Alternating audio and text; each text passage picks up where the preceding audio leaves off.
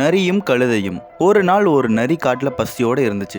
காட்டில் ஏதாவது மிருகம் இருந்தால் அதை அடித்து சாப்பிடலான்னு எல்லா இடத்துலையும் தேடி பார்த்துச்சு. ஆனால் எங்கே பார்த்தும் அதுக்கு எந்த ஒரு மிருகமும் கண்ணில் படலை. எவ்வளவு தேடியும் வேட்டையாடி சாப்பிட்றதுக்கு எந்த மிருகமும் கிடைக்கலங்கிறத பார்த்து நரி கொஞ்சம் சோகமாக படுத்துட்டு இருந்துச்சு. கொஞ்ச நேரத்துக்கு அப்புறம் ஒரு கழுதை அதோட கண்ணில் பட்டுச்சு. அதை வேட்டையாடி சாப்பிடலாம்னு நினச்சப்ப அந்த கழுதை நரியை பார்த்துடுச்சு. ரொம்ப பயந்து போன கழுதை கொஞ்சம் யோசிக்க ஆரம்பிச்சிது. அப்போ தான் அதோட பலமே அதோட பின்னங்கால் தானே ஞாபகத்துக்கு வந்து, எப்படியாவது தந்திரம் பண்ணி நரியை தன்னோட பின் பக்கத்துக்கு கொண்டு வந்துட்டா ஒரே ஒரு எத்தி எத்தி தப்பிச்சு போயிடலாம்னு முடிவு செஞ்சிச்சு.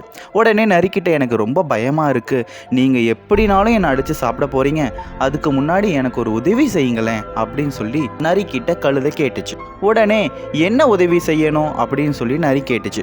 அதுக்கு கழுதை சொல்லுச்சு, நேற்று தான் குரங்க ஜோசியர்கிட்ட எவ்வளவு நாள் நான் உயிர் வாழுவேன் அப்படின்னு சொல்லி கேட்டேன். அதுக்கு அந்த குரங்க ஜோசியர், உன்னோட ஆயுள் ரேகை உன் வாழ் வரைக்கும் நீண்டு இருக்கு, அதனால நீ 50 வருஷம் உயிர் வாழ்வேன்னு சொல்லுச்சு. ஆனால் நான் இன்றைக்கி உங்ககிட்ட மாட்டிக்கிட்டேன், தயவு செஞ்சு என்னோட வாழ் வரைக்கும் என்னோட ஆயுள் ரேகை இருக்கான்னு மட்டும் பார்த்து சொல்லுங்களேன் ப்ளீஸ் அப்படின்னு சொல்லி கேட்டுச்சு. ஒரு நிமிஷம் யோசிச்ச நரி கழுதையோட வால் பக்கத்துக்கு வந்து ரேகை எதுவும் தெரியுதான்னு எட்டி பார்த்துச்சு. அதுதான் சரியான நேரம்னு நினச்ச கழுதை ஒரே எத்தி எத்தி சரியாக நரியோட முகத்திலே ஒரு அடியை போட்டுருச்சு. நரிக்கு தலை சுத்த ஆரம்பிச்சிச்சு. இதுதான் சரியான நேரம்னு வேகமாக ஓடி போய் ஒரு புதருக்கு பின்னாடி ஒளிஞ்சுக்கிச்சு கழுதை.